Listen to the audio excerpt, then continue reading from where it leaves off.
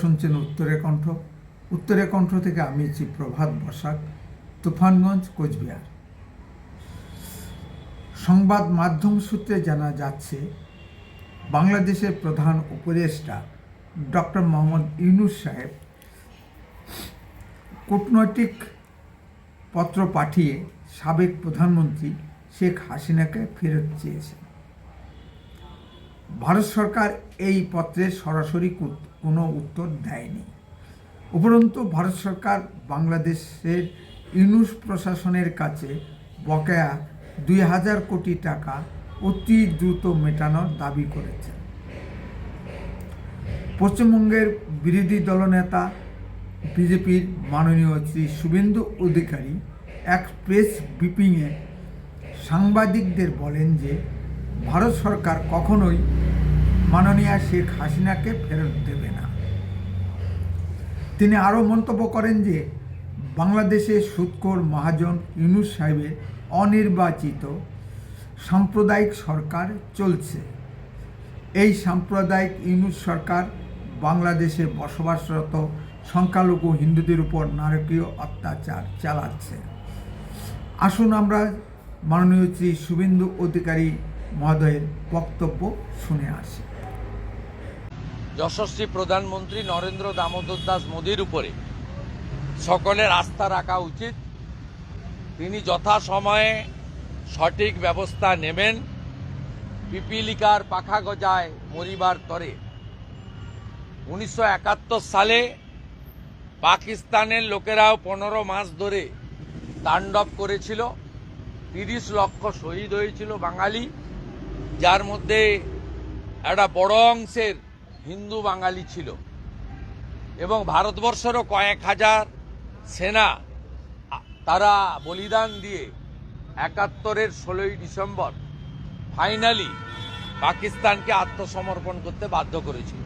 তাই 5ই আগস্ট থেকে আজ অবধি যা চলছে এটা সহ্য করার বিষয় নয়, মেনে নেওয়ার বিষয় নয়। Enough is enough. এবং আমার বিশ্বাস পৃথিবীর রাজনীতিতে, বিশ্বের রাজনীতিতে আমেরিকা সবচেয়ে বড় শক্তিশালী দেশ।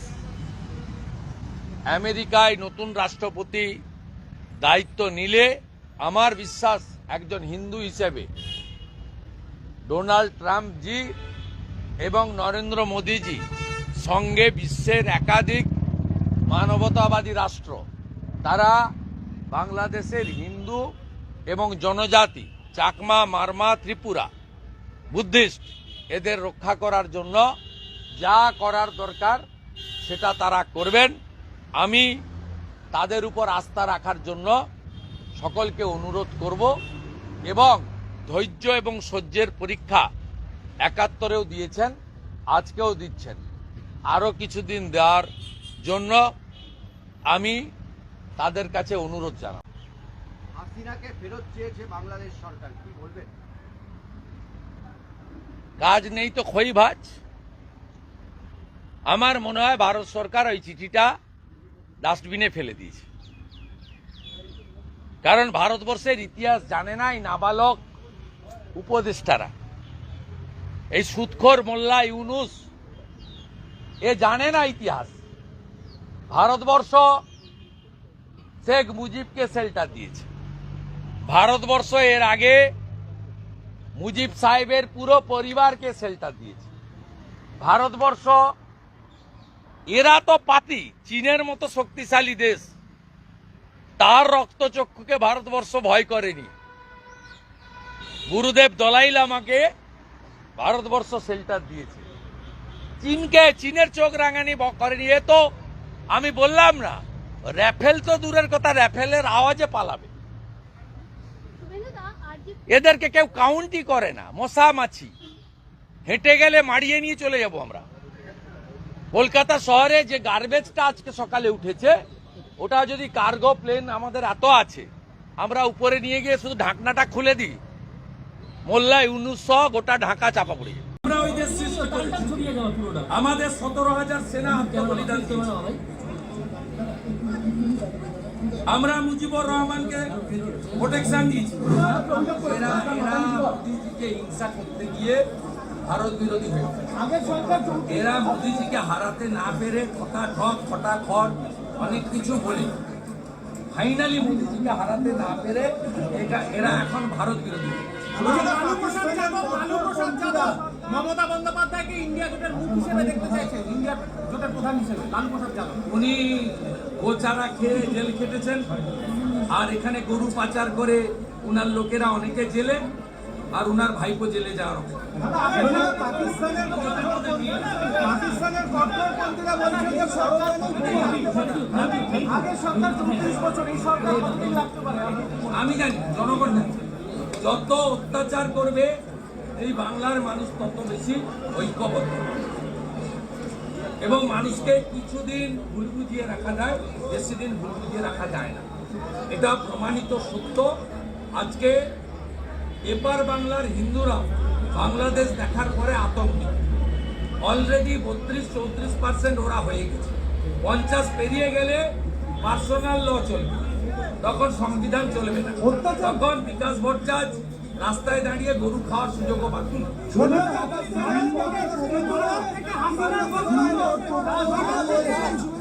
ভারত থেকে হাসিনার যে বক্তব্য, রাজনৈতিক বক্তব্য বাংলাদেশের প্রেস করেছে, আমরা ওই দেশ সৃষ্টি করেছি। আমাদের 17,000 সেনা আত্মবলিদান দিয়েছে। আমরা মুজিবুর রহমানকে প্রোটেকশন দিয়েছি, আমাদের দেশ দলাই লামাকে প্রোটেকশন দিয়েছে। ভারত এটা করে। হাসিনা ওয়াজেদ বৈধ প্রধানমন্ত্রী, এরা অবৈধ। হাসিনা ওয়াজেদ প্রধানমন্ত্রী হিসেবে ঢাকাতে শাহজালাল এয়ারপোর্টে নামবেন, স্যালুট দিয়ে নিয়ে যেতে হবে। বাংলাদেশের নাবালক সমন্বয়কগণ কথায় কথায় বলেছেন মাননীয়া শেখ হাসিনাকে ফিরিয়ে এনে ফাঁসিতে ঝোলানো হবে বিচারের সম্মুখীন না করে, যা আন্তর্জাতিক আইনের পরিপন্থী। রাজনৈতিক আশ্রয় প্রার্থী কোনো ব্যক্তিকে যার প্রাণহানির সম্ভাবনা আছে তাকে বিচারের জন্য ফিরিয়ে দেওয়া আন্তর্জাতিক আইন উল্লঙ্ঘন বলেই মনে করা হয়। ভারত বাংলাদেশের ভিতর বন্দি প্রত্যার্পণ চুক্তি আছে। শেখ হাসিনা কি ভারতে বন্দি আছেন? সুতরাং ভারত শেখ হাসিনার ক্ষেত্রে ওই চুক্তি প্রযোজ্য নয়।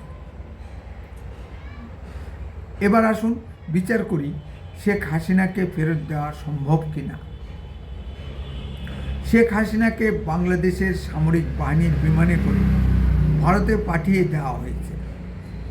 এখানে আমরা ধরে নিতে পারি যে শেখ হাসিনাকে ভারতে পাঠানোর ক্ষেত্রে বাংলাদেশের সামরিক বাহিনীর মদত ছিল।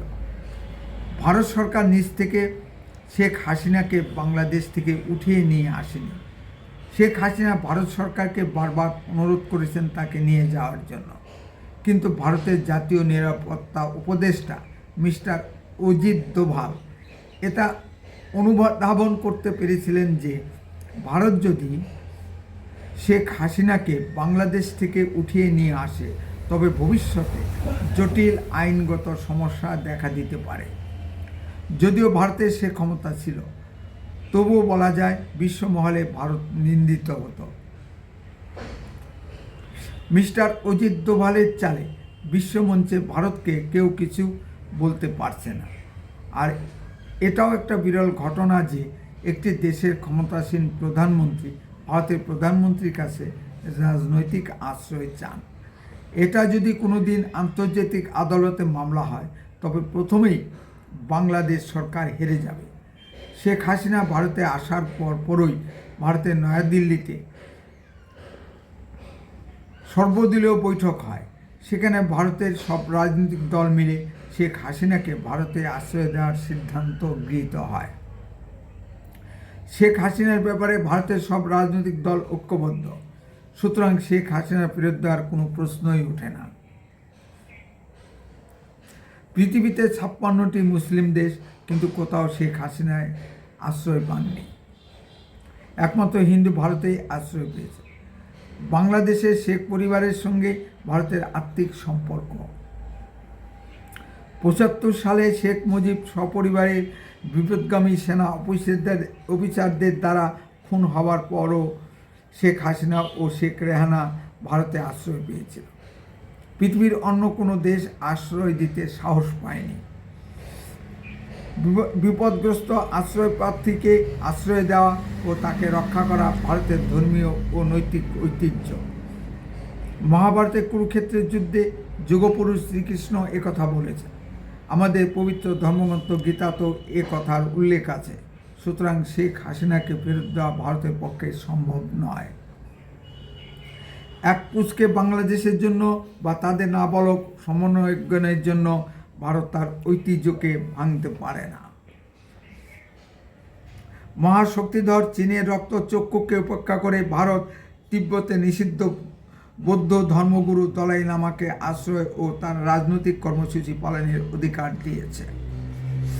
এজন্য 62 সালে ভারত চীন যুদ্ধ সংগঠিত হয়। ভারত তাতেও পিছপা হয়নি। বাংলাদেশের সামরিক শক্তিকে ভারত ধর্তব্যের মধ্যেই আনে না। এক আরাকান আর্মি নামক মায়ানমারে বিদ্রোহী বাহিনীর ঠেলায় বাংলাদেশ থরহরিকম্প। এই বাংলাদেশ আবার ভারতের বিরুদ্ধে যুদ্ধ করবে। যুদ্ধ আর কি করবে বাংলাদেশ? হয়তো ভারতে কিছু অবৈধ বাংলাদেশি মুসলিম অনুপ্রবেশকারীদের দিয়ে নাশকতা চালাতে পারে। বাংলাদেশের দৌড় ওই পর্যন্তই সীমাবদ্ধ থাকবে। কলকাতা থেকে কামান ছুড়লে ভারতের আগরতলায় গিয়ে পড়বে। ভারতের কামানের রেঞ্জের ভিতরেও বাংলাদেশ পড়ে না। সে আবার ভারতকে ঠেট দেওয়ার সাহস দেখায়। ভারতকে ঠেট দেওয়ার জন্য বাংলাদেশ 5ম প্রজন্মের অতি দ্রুতগতি ফাইটার জেট বিমান ক্রয় করার চেষ্টা করছে। তা কিনতেই পারে বাংলাদেশ, কিন্তু ওড়াবে কোথায়? সে জায়গা কি বাংলাদেশের আছে? বঙ্গোপসাগরের উপর দিয়ে ওড়াতে গেলে আন্তর্জাতিক জলসীমায় চলে যেতে পারে। তখন এক সমস্যার উদ্ভব হবে। বাংলাদেশের সুপ্রিম কোর্টের এক আইনজীবী সঠিকই বলেছেন যে ডক্টর মোহাম্মদ ইউনূস সাহেব যুদ্ধ লাগিয়ে ফ্রান্সে পালিয়ে যাবে। উত্তরের কণ্ঠ সর্বদাই বাস্তব ও সত্য কথা বলে। আরও এ ধরনের ভিডিও পেতে দয়া করে এক্ষুনি চ্যানেলটিকে সাবস্ক্রাইব করুন। আপনার মূল্যবান মতামত কমেন্টে লিখুন। বেশি বেশি করে লাইক শেয়ার করে সবাইকে দেখার সুযোগ করে দিন। উত্তরের কণ্ঠ দেশের কথা বলে, দশের কথা বলে। আপনারা চোখ রাখুন উত্তরের কণ্ঠের পর্দায়। বন্দে মাতরম। ভারত মাতা কি জয়।